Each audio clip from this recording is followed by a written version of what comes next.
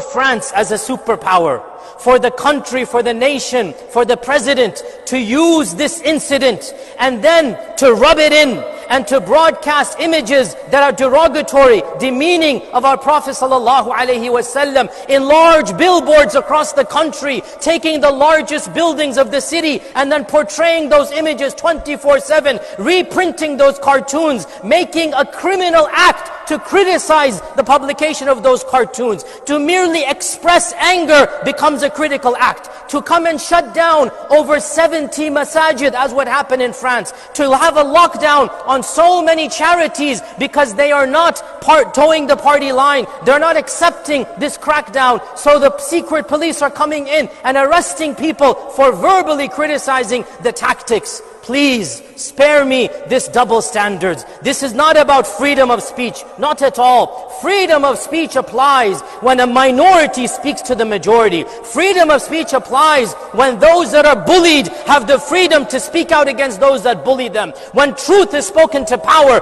that is freedom of speech. When the president, when a country, when an army act like thugs and they teach their own people to hate a minority, to have bad things about the minority, this is not freedom of speech. This is nothing but thuggery. This is nothing but an incitement of hatred. Freedom of speech does not apply over here. Less than 7% of France is Muslim. Less than 7%. Don't tell me that the 90% are intimidated, they're not going to speak their freedom. On the contrary, the acts of violence that happen at the hands of Muslims is negligible. One act, millions of Muslims, and one thing. These are statistics of any crime, any mafia, any negative that happens in a community. But what is the response? The criminalization of the entire religion of Islam. The criminalization of any type of criticism of government policies. And subhanallah, France, who are you to lecture us about the freedom? Who are you to tell us about the crimes of one man? Have you not looked at your own crimes? Have you not looked at your own colonial past? Have you not seen the brutal occupation of Algeria for over 100 years? Millions of people were killed. Not one teacher, millions of people were killed. Innocent women and children slaughtered. Rape was rampant. Anybody that objected, they were tied on a car and with a handcuff and they were dragged through the streets of Algeria until they died. They set up concentration camps way before Hitler. Don't come and tell us about freedom when you yourselves have not embodied that freedom. You get angry at the murder of one man, and yes, that should not have happened, but you do not look at what you yourselves are doing to an entire population. Millions of people in your own lands who carried the same passports,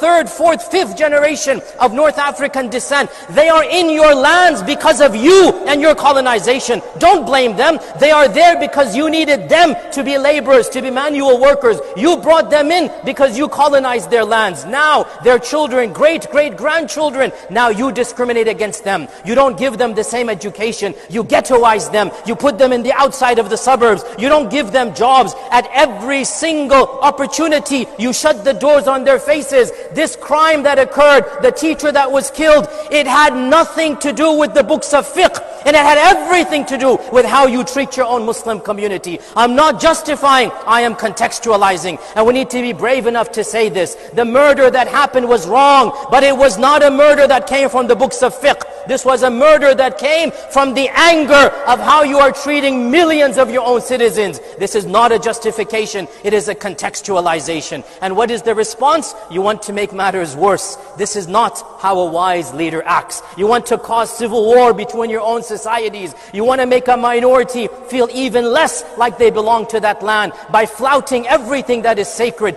That is not the way forward, dear friends. That is not the way forward. And us Muslims as well, we have to be very careful. This is a bait. They want more incidents to happen. Realize, dear Muslims, it is a tactic. And I speak of France, but this is the reality across the world, across the Western world. They are